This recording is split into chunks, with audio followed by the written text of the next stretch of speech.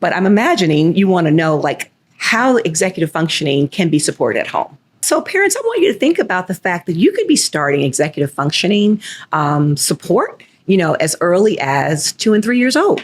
And that's something as simple as when we think about cleanup time, okay? Everybody works on cleanup time. Sometimes kids will gravitate to it naturally and just start cleaning up and start picking up things. And some kids will actually become visually overwhelmed by all the toys that are toys and books and all the things that are thrown about. And what happens? They get stuck and they don't do anything at all. And then you come back in 5 minutes and you're like, you didn't clean up, you didn't put anything away. And so the idea that sometimes direct instruction can look like having little bins at home and you help with your kiddo kind of label. Of course, they may not be reading at this point. So maybe a picture of, Legos. And so this is where all the Legos go in here, or baby dolls. And this is where we put all the baby dolls. And so having something where you're taking this big task of cleaning up, chunking it, you got it, breaking it down into something that's much more manageable allows children to have the mental energy and mental effort and sustained attention that's required in order to be able to do that.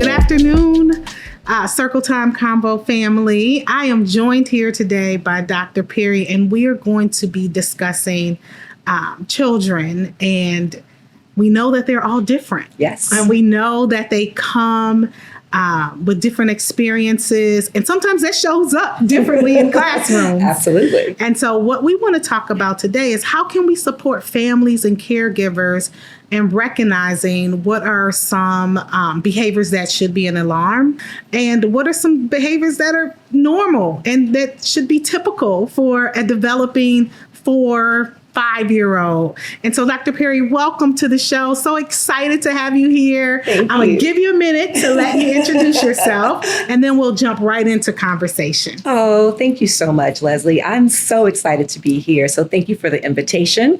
I am known as Dr. Chrisna, but as you mentioned, Dr. Chrisna Perry. I'm an educational psychologist and a learning disability specialist. And I have the great fortune to also be the owner and founder of Comprehensive Learning Services. So Comprehensive Learning Services is basically a full developmental child therapy center where we provide academic, social, and emotional support. So that looks like academic remediation to children who have diagnosed learning differences like dyslexia or dyscalculia. We also provide social skills support for those kiddos who may have ADHD or anxiety, but maybe no actual diagnosed learning differences, just really need to work on some underlying social skills. Yes. We also provide speech and language support for those kiddos, of course, who need support around receptive and expressive language, occupational therapy for children who need support around sensory regulation and all things gross motor. And then last but not least, because I'm just so excited to be able to finally have this for our community, this past June, we just onboarded ABA therapy, which stands for Applied Behavioral Analysis Therapy, which is the support that children on the autism spectrum absolutely need in terms of being able to learn skills to be supported. So I'm just thrilled to be able to provide these supports to the children and families in the community. We are located in the Hyde Park, Kenwood neighborhood. And so as you can imagine, there are not a ton of resources there. And so I'm just very grateful to be able to be that resource along with my CLS team in the community.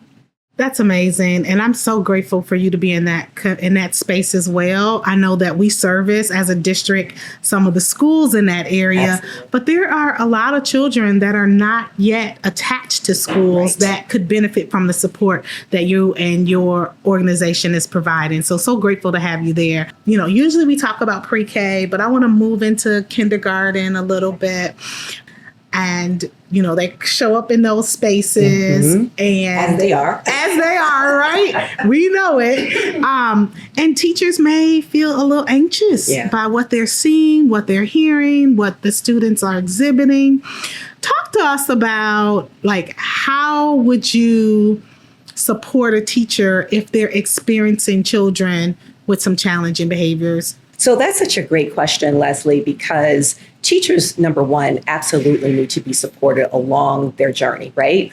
Seasoned teachers and even new teachers need to have the opportunity to think about the fact that when kids come to kindergarten for the first time, they're all coming with different experience and different levels, right? So as we know, there are some children who may have been in a formal educational sort of setting in a preschool program and are used to lots of transitions or used to the combination of structured versus unstructured time. Then we have on the opposite end of the spectrum, children who spent their entire time before kindergarten maybe at home with a grandparent or a stay-at-home mom or dad. And so not used to the idea of having group interactions or not used to the idea of needing to transition at a given time to a particular activity. And so I would suggest that every teacher, and this is going from kindergarten all the way through, honestly, along the academic journey, the spectrum, to be an opportunity to just set some social emotional supports in place to make this a safe learning environment so that kids really feel as though this is the place where I'm going to thrive, right? Yep. So while you are setting the intention for this being a safe space for kids to thrive by creating, this sort of social emotional sort of learning opportunities, whether they, physically in your space where we're kind of going through the classroom to let kids know this is where we can go if we need an opportunity to just kind of relax and kind of maybe take a break. We call it in pre-K the quiet corner or cozy corner. That's it. Exactly. And so whatever corner we have, whether it be the sensory corner to have an opportunity to really just kind of regulate, we need to kind of let children have that moment, right? Really be able to think about, I see that John over here really does a great job when it's time to be able to transition from a preferred activity to maybe a not so preferred activity. But it seems like Tim over here really struggles, right?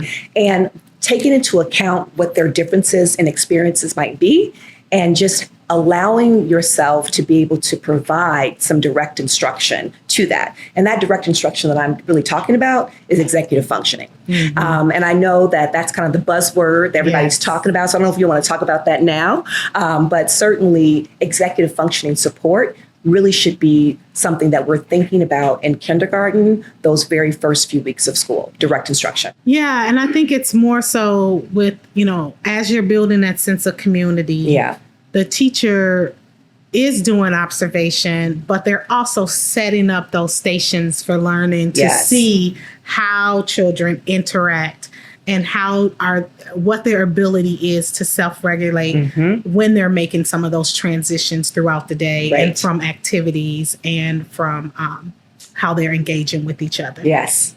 Absolutely, for sure. And the idea to be able to self-regulate is a skill that some children need direct instruction with. Some children have more of an innate ability to be able to self-regulate.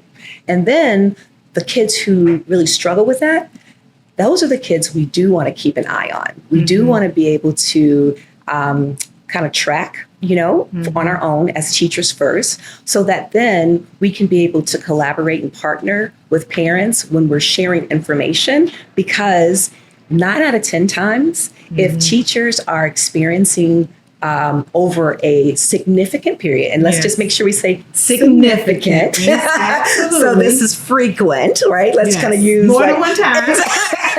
Exactly. Then more than likely, it's happening at home. It's happening at home. For sure. And parents, they may have a sample of one, to be able to kind of think about, is this typical or is this not typical? Right. And they're already questioning themselves about what to really expect or not. So to have that confirmation, but also collaborative partnership from the teacher, again, with, like I said, setting up the social emotional supports for the first week, let's create some partnerships and some collaborations that first week so that parents can feel as though I am going to be supported in this classroom. And as I see things come up, I know I have a partner in this teacher that I can be able to work with. And not only that, I think too, for parents so often, because they may have one child, they may not know. Yes. Right? You might just think, oh, that's Tim over here jumping off the chairs because, he's not getting his way. but it may be a little bit more than that sometimes. And sometimes when you have the opportunity to partner with the teacher who is just so phenomenal, we love our teachers. Absolutely. They bring a different perspective because they can see what's happening with multiple children. Yes. And they be able to give some guidance for you to support Timmy at home. 1,000%. I also want you to talk a little bit about we talked about setting a sense of community that first week. We talked about setting the environment, taking a step back, really teachers doing a lot of observations, journaling. Talk about what other things teachers should be doing as they're starting to get a clearer picture of whether this is a behavior that could be a potential concern or something that is developmentally appropriate. And then we'll move past this. Okay. Yeah, no problem. So there's so many things that come to mind when you ask that kind of sort of general question. So I would say, certainly that after, we kind of had the observation time and allowing children, I'm going to say, to respond to intervention, right? Because the whole idea is that, again, we said some children may not have had any direct support in this at all. So once you've had the opportunity to provide direct instruction, so that's a lot of modeling, right? Yes. That's a lot of opportunities to, again, go through sort of these phases of what we are expecting kindergartners to be able to do, right? So again, I can maybe go to an example of like a frequent sort of meltdown, right? When we kind of think about this child's reaction is way bigger than the size of this problem. And now I say this like that because I work with that kind of language all the way through, middle school, right? Yes. Or even high school. But we want to start now kind of helping kids understand that the size of their reaction needs to match the size of the problem, right? And so when kids... And you can do that when they're young. Oh. They completely understand that. 1,000%. Yeah. What I want parents and remind educators, because they know this, but sometimes they need to be reminded, is that because kids are coming to us with so many different experiences, we need to make sure that we allow them the opportunity, right? So we said we have the observation time. Yep. We said that we're going to give this direct instruction through the modeling of how do we engage, with other peers, or how do we use various, coping strategies or calming strategies when we feel frustrated. And so after we have had that time to really provide that direct instruction, and it's been a significant amount of time, like let's say now we're going into month 3, right? And we're still seeing some of the very challenging behaviors, then that's when I really want teachers to think critically about what could we be doing next as a team to best support, and who was on that team. So number one, I talked about already the importance of collaborating and having a partnership with parents, right? Yes, parents are so critical. And then making sure that we're partnering with the school team to make sure that we are providing the best supports. Because again, at this time, we're trying to think about how to make this child more emotionally available to be able to take an instruction. And I talk about that a lot with parents and teachers, because regardless of how bright your child may be, and because I love, parents are very excited to talk to me about, how kids are reading. My baby Tyler is a genius. Right? I already know. So we have these geniuses. Yes, we all do. Which is great. But regardless of how, bright children may be in terms of their academic skills, right? So I'm talking about, literacy, math, whatever the case may be. If children aren't able to regulate their emotions, right? If they're able to attend to a task, if they're able to interact with their peers or follow directions, then we're going to have a challenge. And so we need that time for direct instruction to help children become more emotionally available to take in the instruction from their teachers and even their peers, right? Exactly. At the end of the day. So I would say, after a significant sort of time has passed where we've had this response to intervention, if you will, I'm looking for some differentiated instruction on the, and that differentiated instruction should be happening in every classroom. At every grade level. At every grade level. Even pre-K. Exactly. Because again, we want to take advantage, again, as I mentioned before, that early childhood brain, that plasticity that these kids have at this time. How do we help to explicitly teach them how to manage their emotions? How do we explicitly teach them how to interact with others? And I, really think a lot about one of the main challenges that I hear from teachers is sort of these sort of big explosive moments, right? We're talking about frequent explosive moments. And so helping children even understand something as simple as that the size of their reaction to a problem needs to match the size of the problem. So the size. Say that again. That was so good. So the size of the reaction needs to match the size of the problem, Yes. right? Is this a huge, big, major problem, or is this a little tiny problem? Yes. And so how do we even, as parents and educators, help children to even understand, well, what is the size of the problem and what should it be matching, right?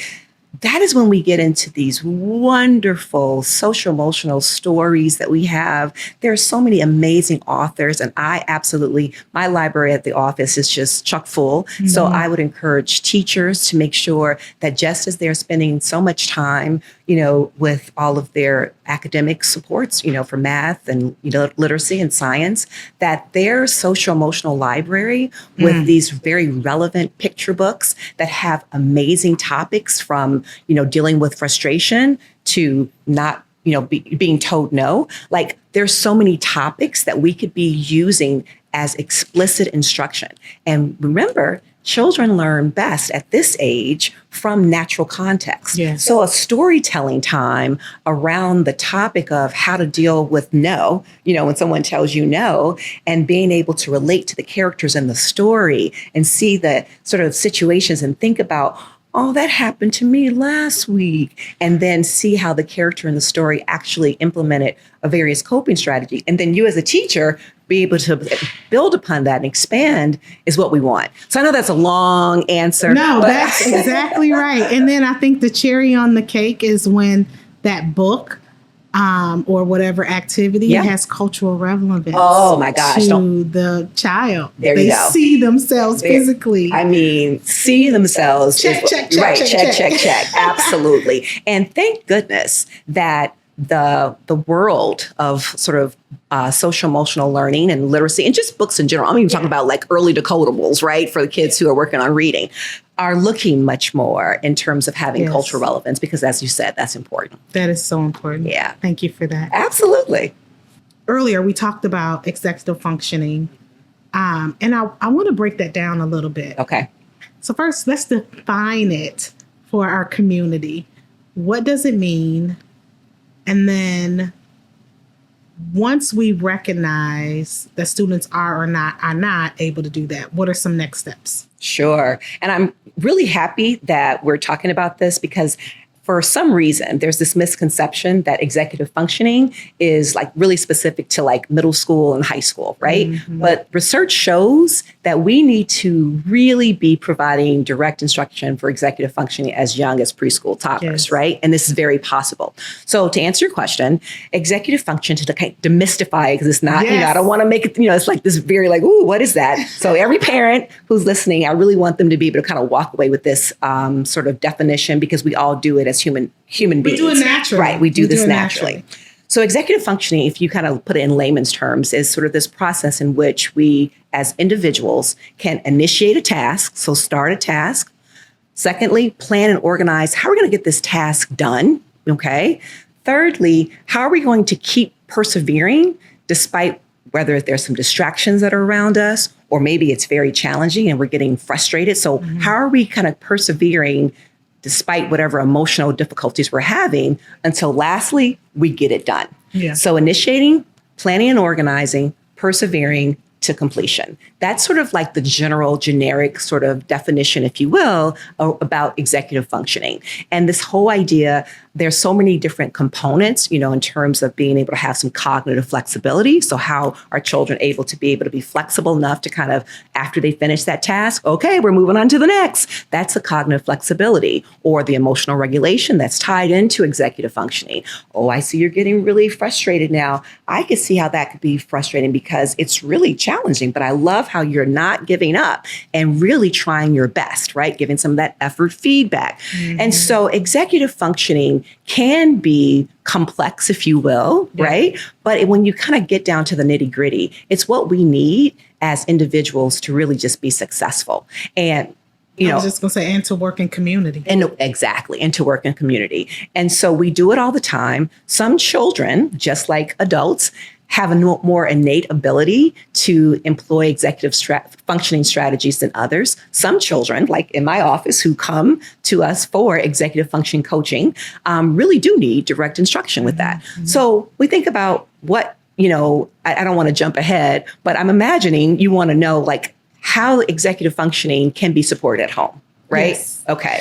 I'm always about educating our families and giving them information that's helpful for them because, we all know parents are the child's first teacher. That's it. And the more that we can pour into them, the better the children are going to be prepared when they come into our school buildings in the district. So talk a little bit about that. Yeah. So parents, I want you to think about the fact that you could be starting executive functioning support as early as 2 and 3 years old. And that's something as simple as when we think about cleanup time, okay? Everybody works on cleanup time. Sometimes kids will gravitate to it naturally and just start cleaning up and start picking up things. And some kids will actually become visually overwhelmed by all of the toys that are toys and books and all the things that are thrown about. And what happens? They get stuck and they don't do anything at all. And then you come back in 5 minutes and you're like, you didn't clean up. You didn't put anything away. And so the idea that sometimes direct instruction can look like having little bins at home and you help with your kiddo kind of label. Of course, they may not be reading at this point. So maybe a picture of, Legos. And so this is where all the Legos go in here, or baby dolls. And this is where we put all the baby dolls. And so having something where you're taking this big task of cleaning up, chunking it, you got it, breaking it down into something that's much more manageable allows children to have the mental energy and mental effort and sustained attention that's required in order to be able to do that. And so we talk about example of having a 2-year-old help them with breaking down this huge task of how do you clean up the toys off the floor. That goes all the way through high school with how does this high school student be able to get started on this huge research project? Well, if we break it down into little mini tasks, MINI and MANY, then we can be able to take that entire month to get that project done and not feel overwhelmed and not wait till 2 days before it's due. And then everybody's stressed out because we can't get this project done. I love how you just make that so simple and really provided parents with what it looks like from a 2-3-year-old to all the way high school. And it's ongoing. It's ongoing. Let me tell you, I have a junior. And I'm still providing intervention. Absolutely. Because every stage is different. Seriously. I had an amazing middle school student, literally, who 5th grade started executive functioning with him. He did great. Hadn't seen him in years. He literally just started this summer because he's going away to college. Executive functioning support getting ready for middle school looks differently, right? Than getting ready for college. And so along the way, children need support because the developmental needs are going to be different. And that brings me to differentiation. It's something too, just like executive function, it's something that happens in pre-K all the way through. Yes. And I really want families to really understand that it doesn't mean that there's anything different when we separate your child and give them a little extra support. It's really for their benefit and for their development. Like, wouldn't we want that? I think what happens is that as parents, and sometimes educators too, but we kind of expect kids to be generalists, right? Amazing in math, reading, science, history, all the things. And we have to think about the fact that, especially as parents, because I hear you going that route with sometimes there may be this stigma, right, around, this differentiated learning. We want to really embrace that. We want to kind of look at this as, I see my kiddo is really amazing in terms of skill with reading or has a strong affinity towards literature and writing. But math, conversely, really seems to be a struggle area. I want my child to feel as efficacious as a math student as they do in reading. What can we do? Well, that calls as far as differentiated instruction. And that's your tiering. That's your targeted support. That's it. So whatever you call it, Right. it's still the same thing. It's the same thing. And it should be happening. And it should everywhere. It should be happening at every grade level in every classroom. Yes. That's what we want to Public, see. private, the whole thing. And that's what gets us to what we call in CPS this student daily experience. We want it to be rigorous. We want it to be joyful. We want it to be equitable. And one way to do that is to make sure that we're meeting children where they are and providing that direct support to them. That's it. At whatever grade level. Absolutely. Thank you. Absolutely.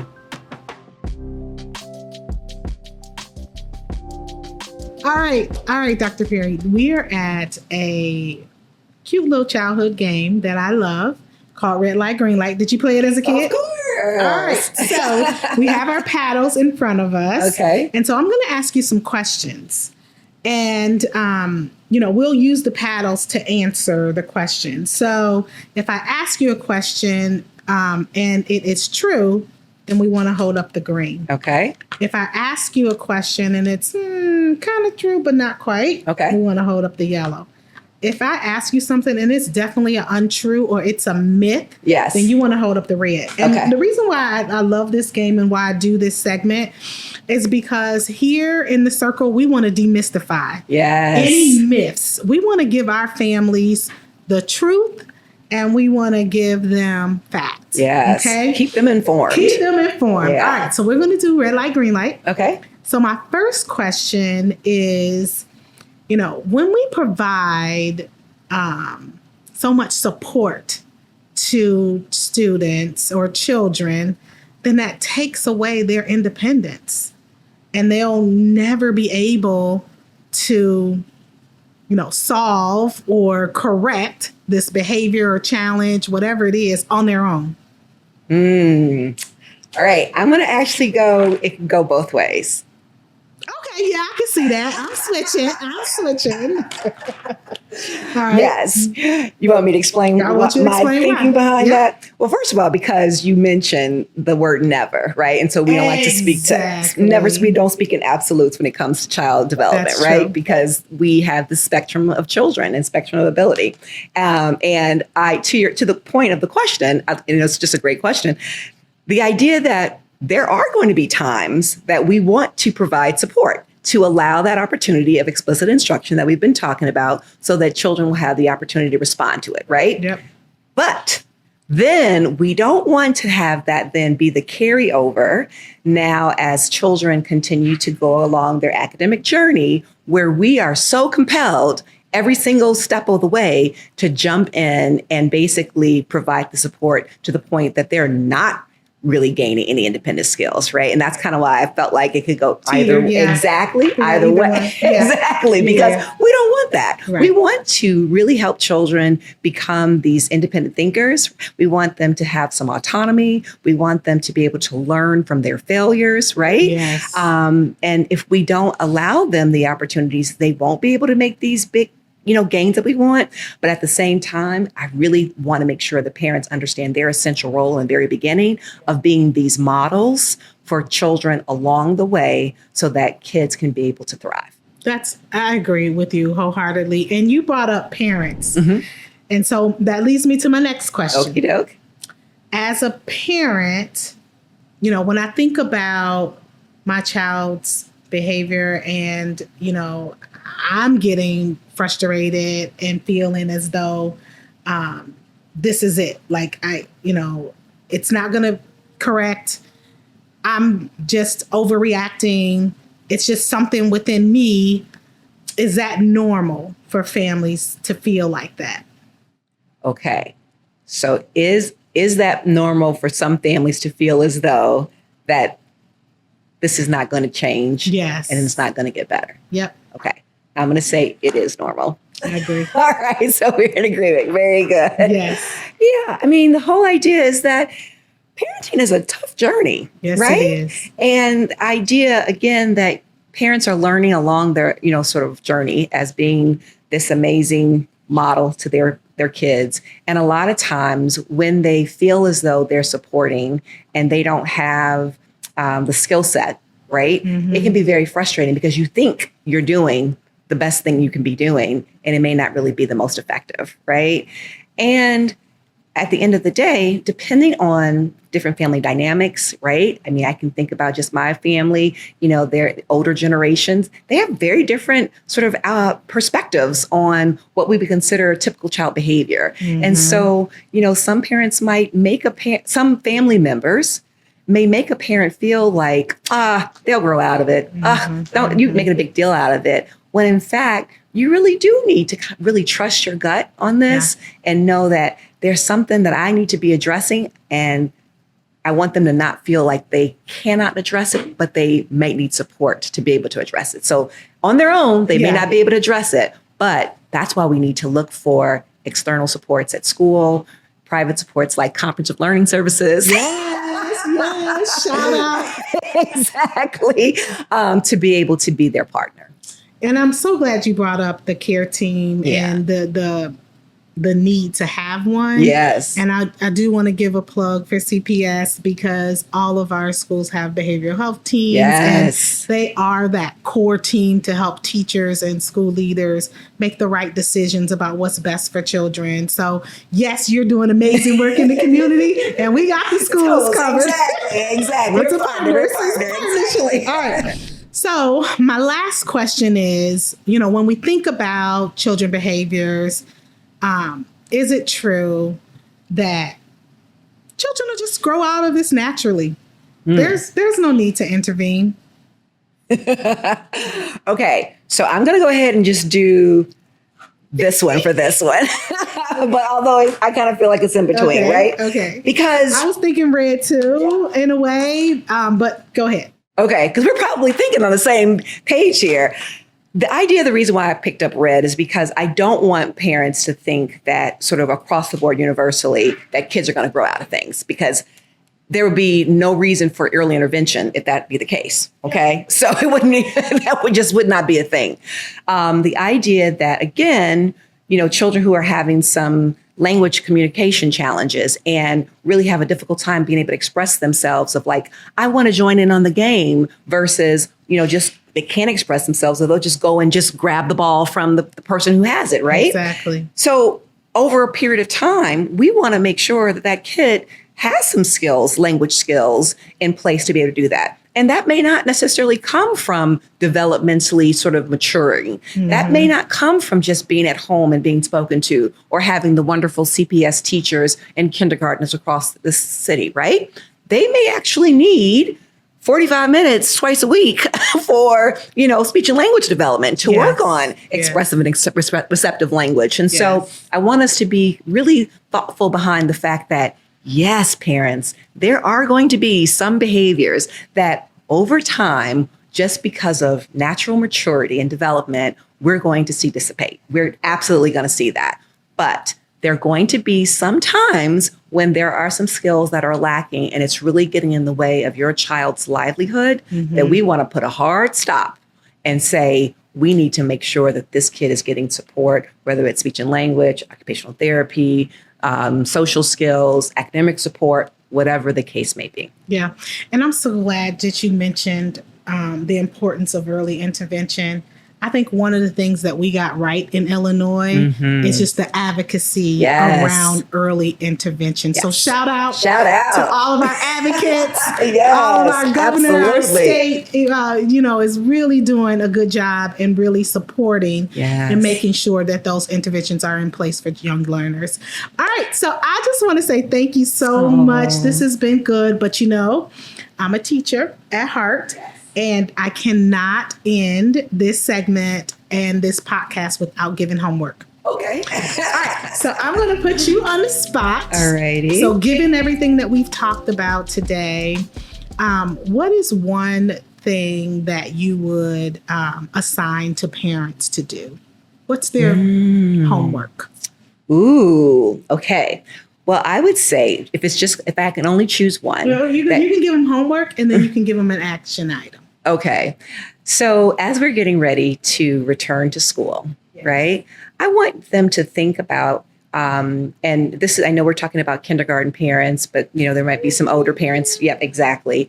To kind of reflect on sort of the routines and practices that you may or may not have had in place last year. And think about, how are the morning routines? How did your day start off with your child? How did your child's day start off in the mornings in terms of being able to get to school on time with all of their materials every day, ready to learn, be engaged, and perhaps maybe some tweaks need to be made, some earlier bedtimes or packing backpacks with, looking at the schedule and saying, oh, it's Tuesday, that's PE day. Let's make sure your PE clothes are in your bag, having it by the door when we're ready to go, or making sure that the morning routine is set. If your kiddo has a difficult time with managing their time in the morning, what routines do we want to put in place, whether it's a visual schedule of like, first we're going to brush our teeth, next we're going to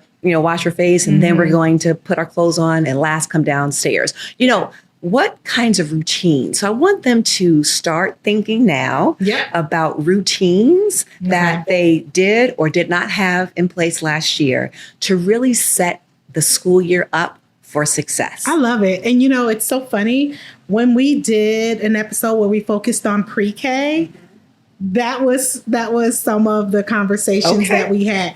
Routines are so important as we think about building a year. It does do exactly what you mentioned, starts them up for success. Yes. And it's also one thing that we have to remember too is the patterns that start at these early grades patterns that will carry over through the rest of their school year and life.